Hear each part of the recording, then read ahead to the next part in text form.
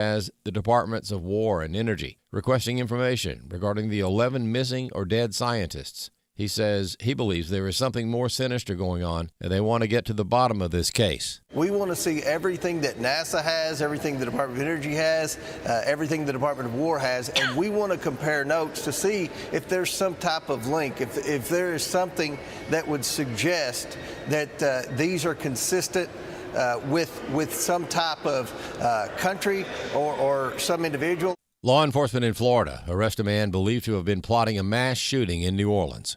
Deputies in Okaloosa County, Florida, in the state's panhandle, have Christopher Gillum in custody. He's from Chapel Hill, North Carolina, but he's wanted out of New Orleans for threatening a mass shooting in the city, very likely during this week's upcoming Jazz Fest. He was identified using cameras and taken into custody at a hotel in Destin, Florida. He was found along with a handgun and about 200 rounds of ammunition.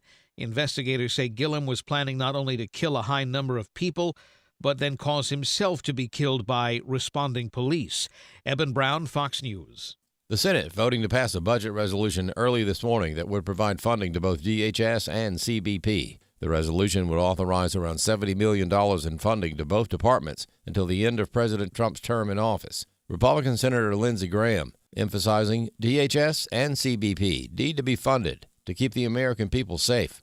Everybody in this body should be for this. The Justice Department has handed down indictments against the Southern Poverty Law Center, claiming the group funded some of the very hate it said it was fighting. Steve Jordahl has reaction from the American Family Association. The Justice Department says the SPLC paid the leadership of several white supremacist groups, including Unite the Right, which was responsible for the Charlottesville protests in 2017 that resulted in the death of a protester. Acting Attorney General Todd Blanche told Fox News the investigation may find the SPLC organized that rally. Whether they were the leaders or the initiators, that'll come out, I think, eventually. American Family Association Vice President Ed Vitagliano says President Trump and his base were relentlessly demonized by the SPLC and the left for that bloody conflict, which they apparently knew was a lie. If a confrontation like Charlottesville was indeed even partly funded by the SPLC in order to make a political statement about a problem that does not exist, this is a problematic development in our political discourse. He says there were a number of protests during the first Trump administration that the left used to vilify conservatives. It calls into question all sorts of confrontations, political and cultural, that we've seen in this country over at least the last 6 years. Vitagliano says the Obama and Biden administrations certainly used the SPLC's propaganda to spread vile lies. Given how closely the Obama administration and the Biden administration were allied with the SPLC, to be suspicious of conservatives and evangelical Christians and Catholics, it would not surprise me that that kind of collusion existed. I'm Steve Jordahl. There's more news at afn.net. And download the AFN mobile app for your Apple or Android device. I'm Rusty P. AFA Action takes attacks on the family seriously. The enemies of the family constantly employ new tactics to try to sneak past our radar. They know if we stand together, their evil plans will fail. Your gift to AFA Action allows us to stay vigilant against their onslaught. And if you give this month, you'll receive access to the Cultural Institute video When Your Faith is Illegal by Frank Harbor on AFA Stream as our thanks. You can make your gift today at afaaction.net.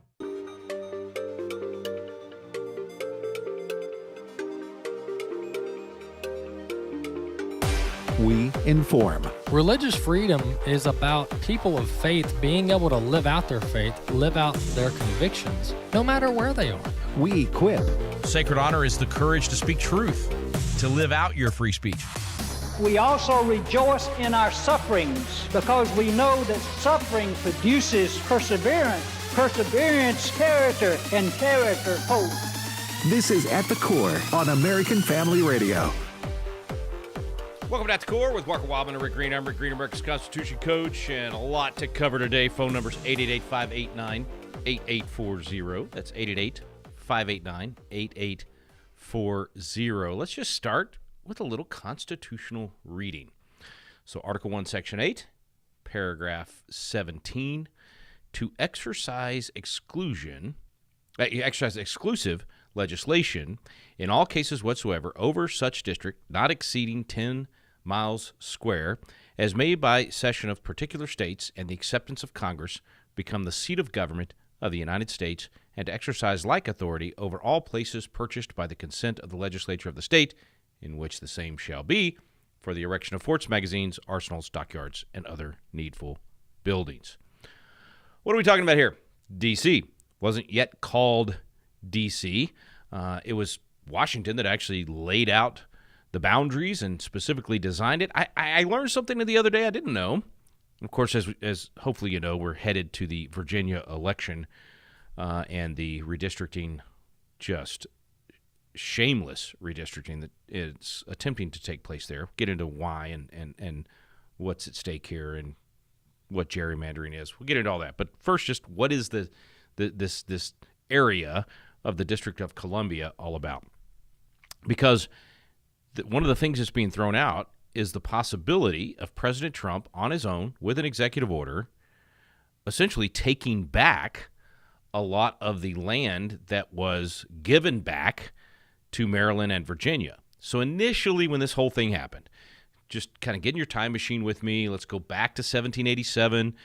The new Constitution is being, put in place, and they're basically saying, okay, we need a seat of government. We need a place that essentially the federal government will be, that will not be a state and never be a state. Don't forget what the Democrats keep threatening, and they will do if they get the chance.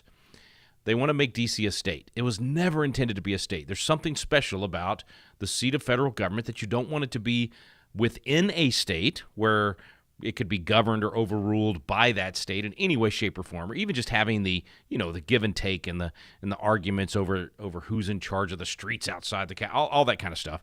You don't want it to be within a state, but you also don't want it to be a state, because think about the advantage that state would have over other states with regard to any negotiations with the federal government, any governing, housing. All of those things. It would be not right. And so the founders knew that. And so they wanted this to be set aside as a special place, knowing if you live in the district, you're not going to have the same representation in Congress. They didn't even envision having these delegates, these representatives from Washington, D.C. that, technically don't have a vote, but they still get all the benefits and they still get to engage and be involved. They would have not even been for that. But anyway, what we've done is we've set aside a special place. It's right there out of the Constitution to be the district that would govern, where the federal government would have its seat of power. That became Washington, D.C. As I said, it was actually laid out and surveyed by Washington initially. Jefferson was very involved in the design. And then, of course, you had L'Enfant, who did the designing of the streets and all that, which, frankly, weird. In fact, they used to have there was a Broadway. Well, I don't know if it was ever actually on Broadway in New York, but it was a play at least in D.C. I can't remember the exact title, but it was something to the effect of, what exactly was L'Enfant drinking the night that he laid out the streets of D.C.? If you've been there much, you know exactly what I'm talking about. Okay, so back to this potential solution. Now, the reason people are talking about Trump potentially taking some of that land back. So what initially happened was, as the Constitution specifically says, there would be this area ceded by particular states and accepted by Congress to become the seat of government for the United States. And then Congress rules over that area. That's why there's a committee in Congress that's supposed to essentially govern D.C. Now, we've gone through several iterations of incorporating D.C. That's what this 1871 Incorporation Act is, which, man, I've done so many programs on that over the last 5 years. Somebody put out some goofy conspiracy theory video, I don't know, 6-7 years ago, that basically said the Incorporation Act of 1871 made America a corporation, changed everything, got rid of the Constitution. Your birth certificate's not even a person now, you're a number. Crazy stuff, okay? None of it is accurate. 1871 Incorporation Act was literally an incorporation act. It was incorporating D.C. as a city and giving, city-type powers and authority to Washington, D.C. instead of Congress micromanaging it. I think they should, but they basically delegated that and allowed for election within Washington, D.C. for those leaders. No different than what I'm doing at the Patriot Academy campus, where we're incorporating as a city. That's literally called an incorporation, kind of like an incorporation of a company, but you're incorporating a city. So we're incorporating Constitution City, Texas. Right now we're an unincorporated city in the unincorporated area of the county, but about a year from now we will be an incorporated city, and we'll have an actual city charter and city councilman and a mayor and all that good stuff. Well, that's essentially what the 1871 Incorporation Act was. Now, there's been a couple of kind of bouncing back and forth over the 250 years of being a country with regard to the authority in Washington, D.C., but what initially happened was Maryland and Virginia ceded that land to be D.C., and that was it. It was supposed to stop at that point. And anything that would happen after that really would be extra constitutional. In other words, it would be beyond what the Constitution allowed for. The Constitution didn't allow for you to give it back. It's supposed to be ceded, accepted by Congress, end of authority. There's nothing in what I just read you that gives the federal government the authority to give it back to those states. But back in, I think, 1840s, I forget the exact dates, that's essentially what they did. However, what was done back then was never actually approved in the way that it was supposed to be approved. What was supposed to happen was, in order to give Arlington and that whole area of Virginia back to the state of Virginia, what Congress said was both the county and the city had to approve that. And that didn't happen. Only one, I can't remember which one. I think the city approved it, but the county didn't. And so there was a bunch of, monkeying around with the election results in order to, kind of make it happen, even though it didn't actually happen. So it's actually, it actually does withstand potential challenge. And then the last thing that happened was, and I can't even remember who was president at the time, but there was a presidential order basically saying this has been done when it hadn't. And so what the theory out there is that people are floating, and this was being floated long before this election in Virginia to do redistricting, the theory out there is what they're calling D.C. retrocession, meaning like go back to the original secession of those lands to Washington, D.C., and not have not recognize the essentially gifting back to Virginia of Alexandria. Why? What would happen? Well, you'd basically take all of those left-wing votes, because remember, this is a very liberal part of Virginia, and it's because it's all the lobbyists, it's all the politicians, it's all the essentially people that live off of government, so they're naturally liberal. And if you put them back into D.C., D.C.'s already ultra-liberal, and D.C. doesn't get actual U.S. senators or congressmen. And so you basically be putting all those left-wing votes back where they belong in D.C. to no real effect of changing D.C.'s representation in Congress, but major effect on the state of Virginia, because here's what they did. Okay, let me back up a little bit. Virginia did a mid-decade redistricting, perfectly legal. Okay, it constitutionally, it is fine for states to redistrict in the middle of a decade. There's nothing constitutionally that prohibits that. So when you do your apportionment, that's what, and you're redistricting, what you're doing is you're dividing up the states to determine where the lines will be for each congressional district. And so if you draw those lines to pack a ton of Democrats into one district so that you can spread the Republicans out over other districts, you'll get more Republican representation in Congress from that state. If you pack a bunch of Republicans into one district or two or three and spread out the Democrat vote, then you get more Democrat representation in Congress from that particular state.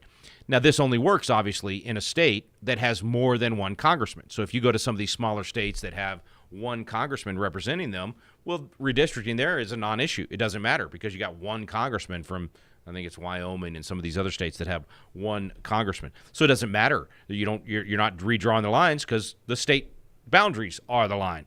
But as soon as you get two districts, now where you draw the line for those two districts could affect whether or not you have a Republican or a Democrat going to Washington, D.C. to represent that district. And in big states like Texas, where you have 38 congressmen, then how you draw those lines has a significant impact on who goes to Congress and what the makeup of Congress will be from that state. So there were several states threatening to do this. I'll tell you the truth of the matter is every state does it, and that has more than one congressman, and every political party does it. So this is a Republican and a Democrat thing. They always skew the districts to favor their party. You're not going to get away from that. I don't care if you have a bipartisan commission. I don't care if you have a nonpartisan, there's no such thing, but a nonpartisan commission. I don't care if you have the Supreme Court do it or you have the legislature do it. Whoever does it is going to have a bias. And they're going to – nobody has square districts that are perfectly aligned with the population. It just doesn't happen. All this goes back to Elbridge Gerry, signer of the Declaration, one of the framers of the Constitution. He would call it gerrymandering because when he was governor of Massachusetts, they had a district that looked like a salamander, and so they and he signed off on it. And when I say salamander, you can go back and look at the map. I can't show it to you here, obviously on radio, but it had little fingers, little digits going out into these neighborhoods to create a district that would give a particular favor to Elbridge Gerry's party, which I think was Anti-Mason Party or Whig Party. I don't remember what it was. Anyway, and so they nicknamed it gerrymandering. Elbridge Gerry looked like a salamander. This district that he approved, gerrymandering. That's where it comes from. So my point is we've been doing it since the country began. Okay, but usually it's done, sort of a nudge here and a nudge there. And it's not like this blatant, total wipeout of another party. For instance, in Texas, I don't have the exact numbers in front of me, but we got 38 districts. Trump got, roughly 60% of Texas, and it's roughly 60% of the districts. And Texas is pretty solid 60% Republican. If you look at the races, like judicial races, where nobody knows who they're voting for, and they pretty much vote straight party in the November elections, it's 60-40. Maybe like 58-42, but 59-41 or 61-39. It's right around 60-40s. Texas is essentially a 60-40 Republican state. Well, the Democrats, as long as they held the legislature, skewed the districts to go the other direction. So we would have a 60-40 representation in Congress because the districts were drawn in such a gerrymandered way that it was actually the opposite of what the state actually was. So the state wasn't being represented accurately for what the state actually was. Well, when Republicans got control of the legislature, they flipped that. And once the Republicans could draw the lines, they drew the lines to be much more representative. And so now you got roughly a 60-40 Republican representation for of the congressional districts from Texas, which is what the state actually is. And what they did was this last year, they did redistricting mid-decade to skew that a little bit more. I think it might be 62%. I don't remember the exact numbers, but it's fairly close to what the state actually is. You still have 13 or 14 13 or 14 Democrat districts. We didn't wipe them out. What Virginia did is wipe out the Republicans. So the Democrats have done a district, by the way, illegally. They actually broke the rules of their own state in how they have to do redistricting in order to do this, and they went to 10-1 Democrats, even though the state is almost 50-50 Republican and Democrat. More on this when we return. Phone numbers 888-589-8840 if you got some thoughts on this.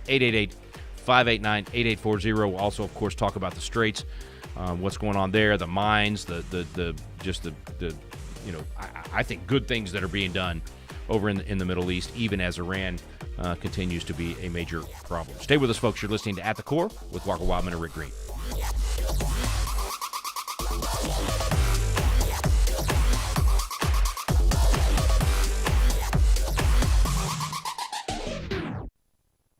And have no fellowship with the unfruitful works of darkness, but rather expose them. My name is Abraham Hamilton III, and this is the Hamilton Minute. Muslims invaded and conquered Spain in the 8th century. Then, it took 7 centuries of struggle and warfare to expel the Muslim invaders. Now, Spain's Prime Minister Pedro Sanchez has announced his nation has approved legal status for over 500,000 illegal Muslim immigrants in the nation. Because Spain is part of the EU, his announcement also means that the newly legalized migrants can travel to any Schengen area country and can settle permanently in any EU country after 5 years. Did Sanchez just invite Muslims to retake Spain and, by extension, perhaps the entire European Union? Listen each weekday from 5 to 6 p.m. Central for the Hamilton Corner with Abraham Hamilton III, Public Policy Analyst for the American Family Association. How about this? Some actual good news on the healthcare front, even as costs just keep skyrocketing. So if you're 65 or older, MediShare now offers MediShare 65 Plus. Call them. You can talk to them about this. A lot of people are taking advantage of this now because even if you have Medicare Parts A and B, you know there are out-of-pocket things, deductibles and copays that just keep going up. And the whole point is to help you by giving you a low, consistent monthly payment that fills in the gaps. In fact, I can tell you how much MediShare 65 Plus is. For example, it's $99 a month up to age 75. It keeps costs under control. That helps with peace of mind. MediShare is trusted, too. It's been around for 30 years, and it's a community of people who help each other. Business owners, retirees, pastors, teachers. People love being part of it. Here's the number you can call now. They are easy to talk to. Call 833-45-BIBLE. That's 833-45-BIBLE. 833-45-BIBLE. Satan wants to destroy God's sacred design for marriage and family. How do we defend them in this hostile culture? Activate Summit 2026 is July 16th through the 18th at the Cadence Bank Arena in Tupelo, Mississippi. And the focus this year is on God's plan for marriage and family. Speakers include Laura Petherbridge. When we set boundaries when we're in anger, they usually come out as unhealthy boundaries. Josh Wood. It's getting you to think about planting a tree in the shade of which you'll never sit. Katie Faust. It is very hard for a child to answer the question, who am I? And more. There's also Activate Kids, a separate track for children ages 6 to 12. And something new this year, get separate tickets for an exclusive meet and greet reception at AFA with the conference speakers on the evening of July 17th. Register now for Roots to Fruit, grounded in truth, growing in grace. Visit afa.net/summit. afa.net/summit. This is At the Core on American Family Radio with your host, Rick Green. Welcome back to At the Core with Walker Wildmon and Rick Green. I'm Rick Green, America's Constitution coach. Man, hope I can get to all of it today. I really want to dive a little deeper, though, into this Virginia redistricting thing because it's very, very, very, very important. But man, we got to get the whole indictment of SPLC, the haters, the what's the best way to say this? The best at hating, I guess. I don't know. I mean, these guys sowed so much discord in our country over the last few decades. Definitely listed us, wall builders. I mean, all the organizations that you listen to here at AFR and that you support called all of us the haters. They were actually the ones sowing the hate and the disunion in our country. Okay, but let's finish off the redistricting thing first. So what Virginia did is they decided, well, if Texas is going to end up with a net 3 or 4, maybe even 5 Republican seats after their redistricting, then we're gonna undo that by trying to get another net 5 Democrats out of Virginia. Now think about Virginia's map, probably the most fair map in the country for a 50-50 state, literally a 6-5 delegation. So they have 11 districts, 6 Democrats, 5 Republicans. Even though the state goes back and forth, literally like flips every 4 years. It's Republican, then it's Democrat. It's Republican, then it's Democrat. Almost always at a 52-48, one way or the other, right? Roughly around that. But what they did is they turned it into a 10-1. So Democrats would completely you leave one you put all the Republicans basically in one district. And the way they did it was they took all those liberals in Northern Virginia, right outside of D.C., in that Alexandria area, and they essentially spread them out all over the state. So you're going to have congressmen all from the northern part of Virginia representing the rest of the state. It's a terrible map. It's so you can say Democrat if you want, because even though we're not a democracy, it's so non-Republican. It's so non-representative government. It's the opposite of a republic, and it's completely unfair. It literally disenfranchises half the state. Okay, but that's not the worst part. The worst part is they broke the law to do it. And a judge there in Virginia, I don't know who this guy, I don't know anything about the judge, Republican, Democrat, I don't know any of that. But this judge has said, I warned you. I told you you were breaking the law in the way you were doing this referendum and this redistricting. So I think Ken Cuccinelli summarizes it better than anybody. He's the former attorney general there in Virginia. Great guy, works with Russ Vought and Wade Miller and those guys over at the Center for Renewing America. They do fantastic work. I follow a lot of their stuff and share a lot of the things that they've been putting out for the last 5 years. Anyway, here's what Ken said.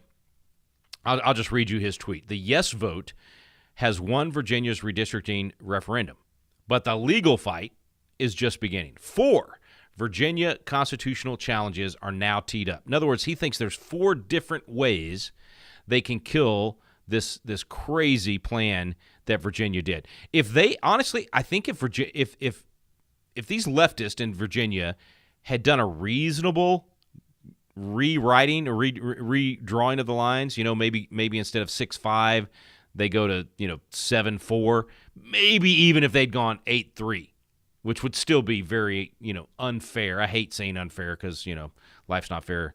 Get over it.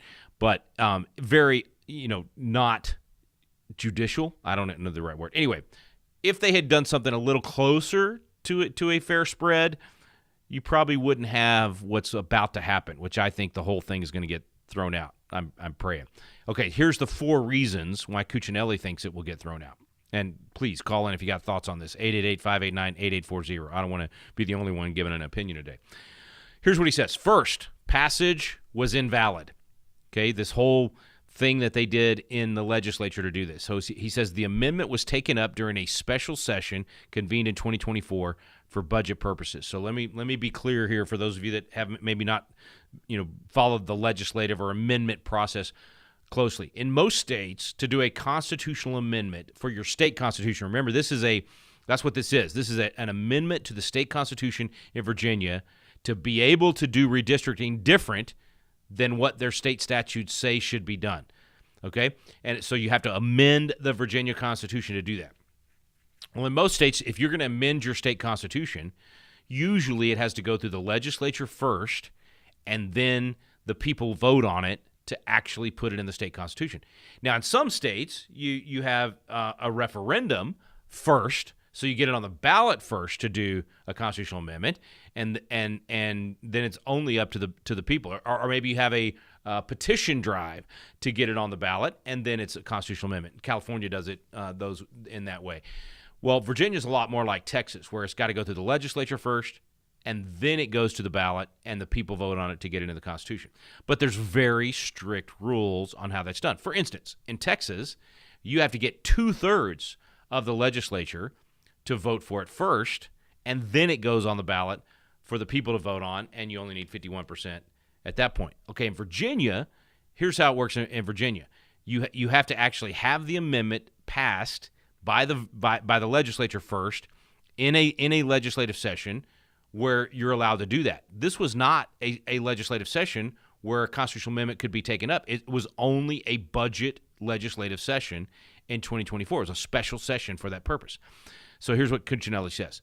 The General Assembly's own call to the governor under Article 4, Section 6 and Article 5, Section 5, and its governing resolution, HJR 6001, limited the session scope. So by law, the session was only supposed to cover certain things. Expanding it to include a constitutional amendment on redistricting would have required a 2/3 vote that never occurred. So there's a county judge in Tazewell that found this action void ab initio. So in other words, it's void on its face. It does not, this whole constitutional amendment to be able to do redistricting in this way is void. So that already is going to be, I guess because even though the judge told them this is void, they did it anyway. It's going to have to go up to the Supreme Court of Virginia and maybe to the Supreme Court of the United States. I don't know if they've got a way to get it there, but for sure to the Supreme Court of Virginia. Okay, second reason this thing should and very likely will be thrown out. Article 7, Section 1 requires that after first passage, so even if they'd done it in a legislative session that was allowed, that after its first passage, a proposed amendment must be, quote, referred to the General Assembly at its first regular session held after the next general election of members of the House of Delegates. An election must intervene between first and second passage. Okay, in other words, let's say the legislature proposes an amendment to go into their state constitution. that amendment could change how elections take place. That amendment could change the pay of legislators. It could be anything that favors the legislators. So the wise people that put the Virginia Constitution in place said, if you're going to amend the Virginia Constitution, you got to propose it in one legislative session, and then those turkeys got to go home and get reelected. So in other words, it's just like the 27th Amendment to the U.S. Constitution that was actually originally the Second Amendment in the Bill of Rights proposed by Congress way back in 89 or 91? I'm blanking. I think 89. But it wasn't ratified by enough states until 200 years later, and so it became the 27th Amendment. And it basically says if Congress gives itself a pay raise, they don't get the money until they go home for re-election and get reelected. So a pay raise given by Congress to itself doesn't go into effect until after the next election. Okay, that's kind of how this constitutional amendment thing works in Virginia. They propose an amendment in the legislature of Virginia. They go home, get reelected, and then they come back and have another legislative session where they have to propose it again. In other words, they have to say again, yes, we want to have this constitutional amendment. All right, so an election must intervene between first and second passage. I know that sounds weird. You may be thinking, well, why has it got to pass twice in the legislature? Because it's so important. You're amending the Constitution of Virginia. You're amending their state constitution. Remember, we're a constitutional republic. The Constitution, both of the U.S. and of our states, that's what rules our nation. That's what rules the state of Virginia. So it's vitally important that if you're going to amend the Constitution of Virginia, you got to have two passages in the legislature. That's the way it's designed on purpose, for a reason, to protect the Constitution and then ultimately protect the people of Virginia. That did not happen here. So it's a completely unconstitutional, meaning the Virginia Constitution, unconstitutional adoption of this amendment to allow for this crazy, incredibly partisan redistricting. Okay, so that's two reasons why it will likely get overturned. The third reason, according to Cuccinelli, Article 7, Section 1, requires the amendment to be submitted to voters, quote, not sooner than 90 days after final passage by the General Assembly. So in other words, you got to wait at least 90 days. We do the same thing in Texas. You propose this thing in a legislative session. Typically, even a regular bill doesn't go into effect for, it's longer than 90 days. It's till September. Anyway, this is common across the country and across constitutional republics. It's almost like a cooling off period, if you will. It gives you a chance, and a marketing time. Gives you a chance to campaign for whether or not this thing ought to be adopted.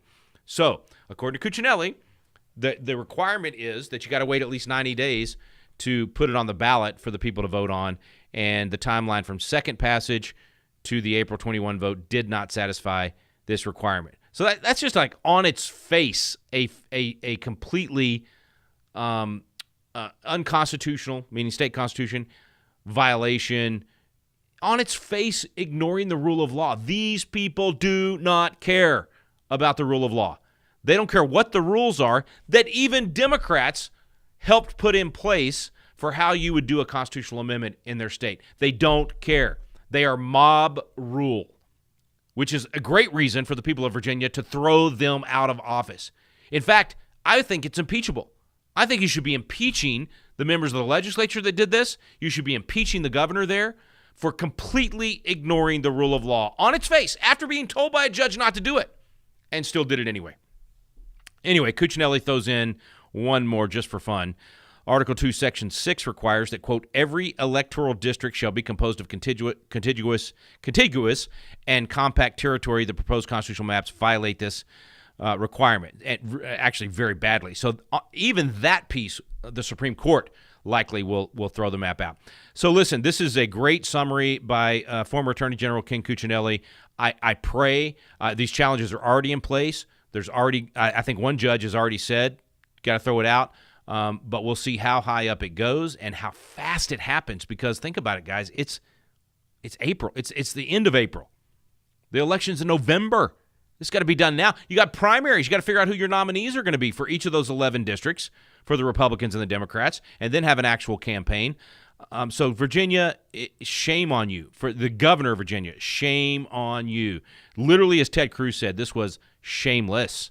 They have no shame. The Bible talks about that. They are so evil. They don't care about right and wrong. They don't care about the rule of law. They are willing to do anything to win. I mean, this is so over the top. And here's the cherry on top. Here's the hilarious part to me. the current Attorney General of Virginia, this guy that basically threatened to kill all of us that don't agree with him, he laughably said, because a judge has already said this thing was illegal and unconstitutional and on its face should be thrown out, in my opinion, it's laughable. He said, the people have spoken, and these rogue judges are now, through judicial activism, overturning what the people said.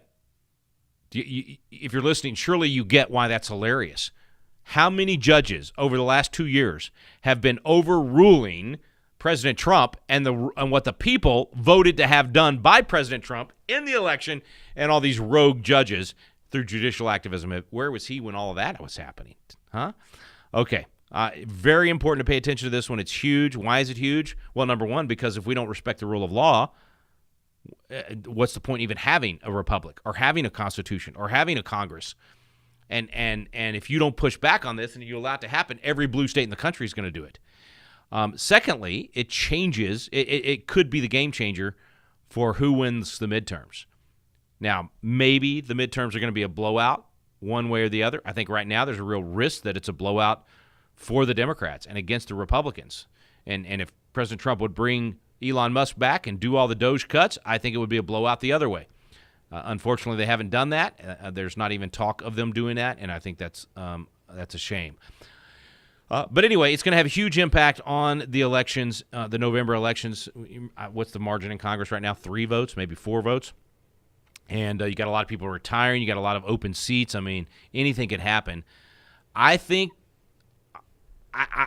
this shows you how bad the Democrats want to win and how wimpy the Republicans are, that they let this happen in the first place, that Indiana refused to even redraw a fair map. Indiana wouldn't even do a nudge of redistricting like most red states have done. Shame on them. Shame on the wimps in Indiana for not being willing to do even a more fair map for representation of Republicans. Indiana wasn't going to do this, abomination that Virginia has done. They were going to do just a nudge, and now, you've let the people, the Democrats, do what they're doing in Virginia. So hopefully that challenge will be overcome. Listen, when we come back from the break, we got a couple things we got to hit. We got to talk about the Southern Poverty Law Center. I mentioned it briefly at the top of this segment if you missed that, but we'll dive a little further into that. This is serious stuff. I mean, this was a massive fraud perpetrated upon the American people. There were actual consequences from this fraud that were huge. I mean, how many times did they say that Trump was a racist, that he was praising racist and all of this, and the whole thing was a setup from the Southern Poverty Law Center, which is basically one of the most racist, hateful groups in America. I mean, these are the people that caused all kinds of terrorist acts in America. They're terrible, and they've been indicted on 11 counts. It's amazing. We're starting to see some of the justice that we've been calling for. We've said over and over and over again, if you don't go after the people that break the law, just like this Virginia thing, then you get more of it. And unfortunately, SPLC's been allowed to perpetrate this hate, millions and millions. I think they had over $100 million after some of the things that they did. That they were able to foster hate and stir the stuff up. They couldn't find any actual racist on the right, so they had to go gin some up. They had to go fund some fake racism in order to create this nonsense. All right, quick break. Phone number is 888-589-8840, 888-589-8840. I'm Rick Green. You're listening to At the Core.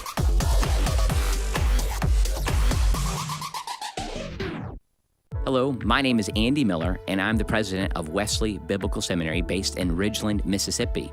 We are developing trusted leaders for faithful churches, and we do that based in the authority of Scripture and in the reality that Christians can be transformed. We do that also through bachelor's, master's, and doctoral degrees. We'd love for you to learn more about Wesley Biblical Seminary at wbs.edu, where we're developing trusted leaders for faithful churches.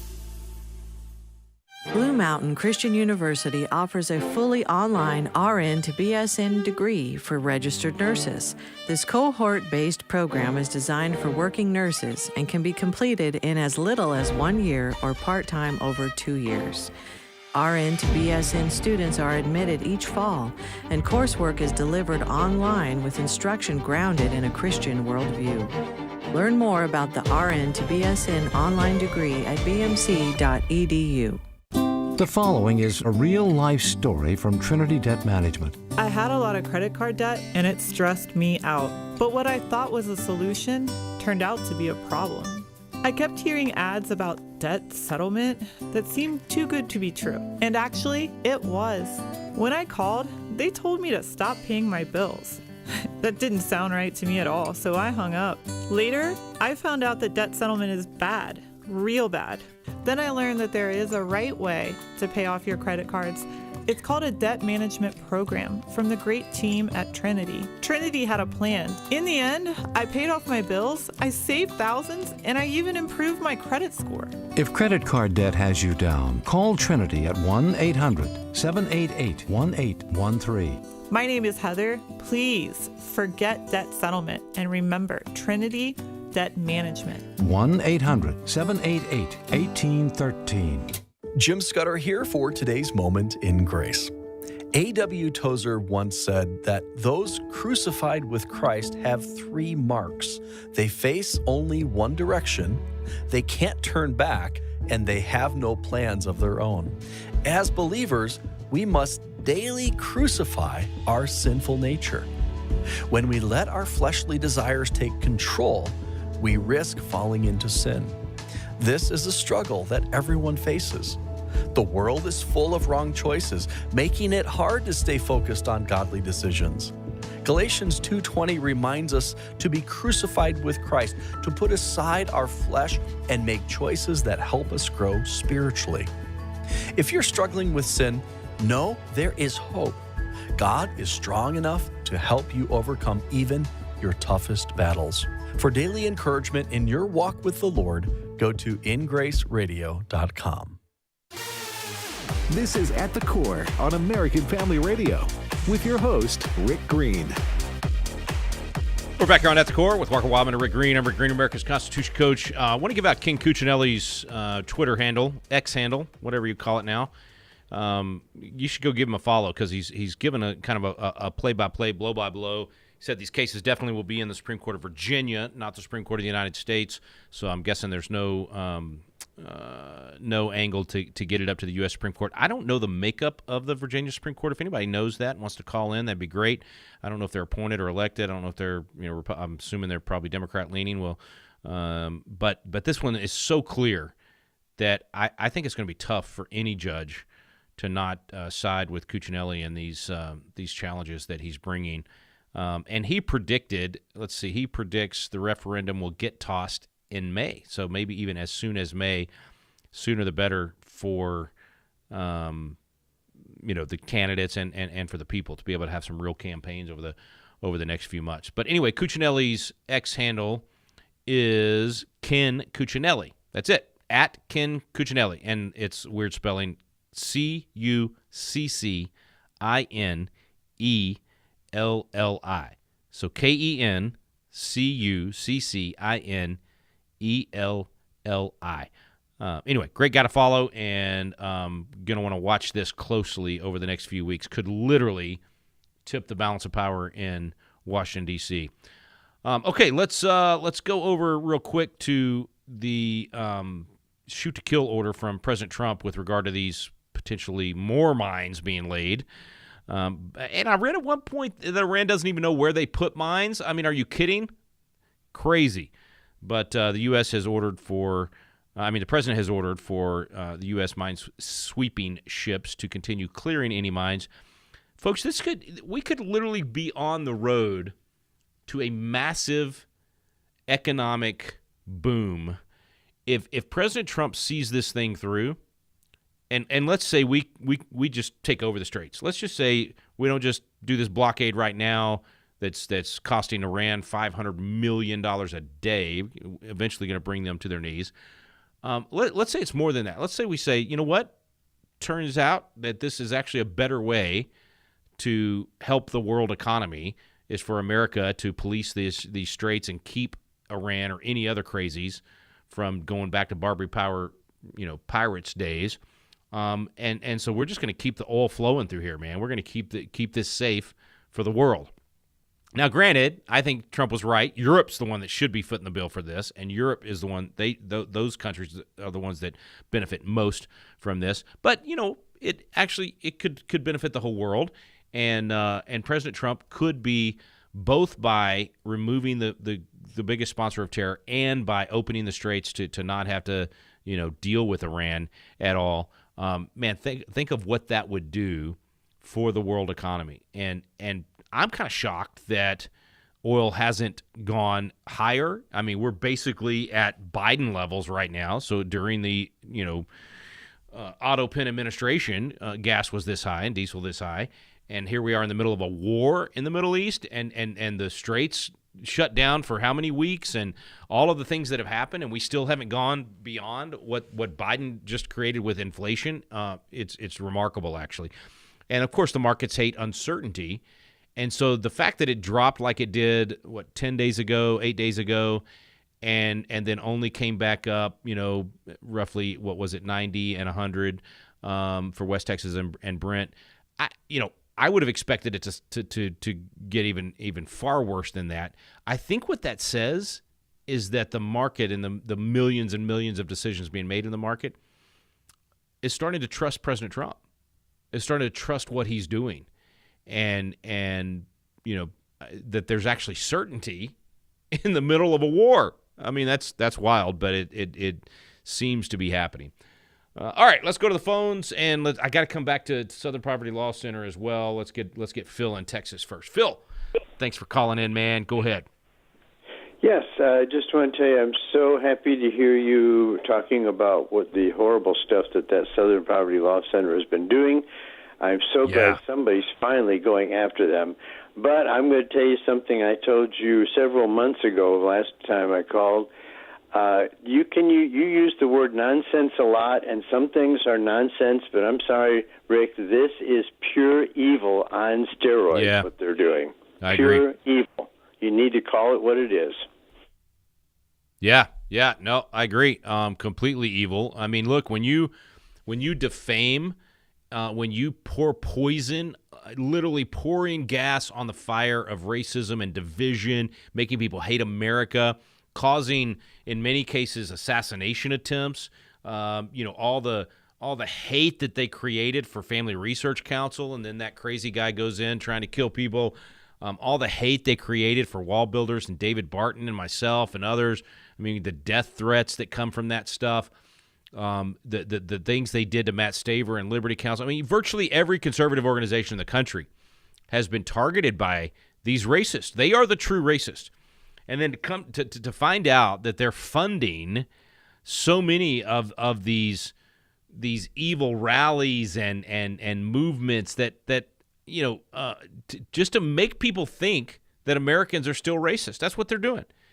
It is absolutely evil. And the false flags of these supposed right-wing organizations, it's all a scam. It was all done to try to skew elections. It was all done to stir up hatred. And I was trying to find the numbers. They went from, seems like, oh, here it is. Got it. Okay. So their revenue, this is from Andrew Colvett over at our friends over at Turning Point, their revenue before that whole Charlottesville fraud that they created, their revenue was $51 million. Their revenue after that, a year later, $133 million. So they benefited an $83 million increase as a result of creating this scam, this whole Unite the Right thing. They paid this rally leader $270,000. Their grift is unreal. It's unreal. Okay, yeah, and to Phil's point, I won't say unreal and insane, and what was the word I used? Nonsense. That was it. Yeah. We'll stop using those words and say this evil and the level of this evil, it actually is culture changing. It actually moves the needle in the wrong direction, obviously. It is so bad, it is so big, it is so over the top. Think of all the kids that get influenced by this stuff. They're watching these videos, they're buying into this, they think that there's truly these hateful people on the right. It absolutely has to stop. And the fact that we have an FBI, the fact that we have an administration that's willing to go after this, this used to be the third rail, man. You didn't pick on these people. You didn't even call them out whenever they did this stuff, because then you became a target of theirs, or you looked like the racist. Those days are over, man. Those days are over, and we have a potentially a 2-year period coming up, 2.5 year roughly, of actually getting indictments, actually getting convictions, actually putting people in jail for this evil. And that's what you have to do. Otherwise, you get more of it, folks. We have rewarded the left for cheating in elections, so they just cheat more. We have rewarded the left for committing fraud, so they just commit more fraud. We've rewarded the left for defaming, canceling, destroying people's lives, so they just do more and more of it. The only way to stop that is you have to go after it. You have to prosecute it, and that's what Kash Patel is doing. That's what the DOJ is doing, and it couldn't happen to a group of nicer people. I'm telling you, they are evil, evil folks. All right, let's go back to the phones. Amy's calling in from Iowa. Amy from Iowa, go for it. You're up next. Hi there. Thanks for taking my call. Hey. My question is, all this talk of our gas prices going up, and I keep hearing that Trump is trying to get other countries to buy fuel from us. So if we have so much fuel that we're in a position to sell to other countries, why are our gas prices going up? Good question. Good question, Amy. Thank you for calling in.